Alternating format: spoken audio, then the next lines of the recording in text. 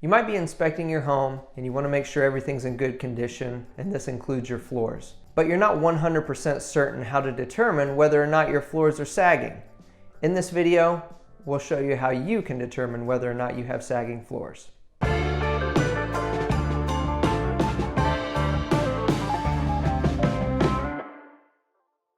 Hi, I'm Greg. I'm a project manager with AccuLevel.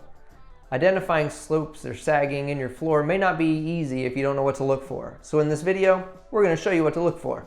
To find out whether or not you have sagging floors, there's going to be a few different pieces of evidence above your crawl space that you can look for to determine whether or not things are starting to slip. If you start to see a gap between your floors and your trim, there's probably some drop in your subfloor, which could be caused by something underneath.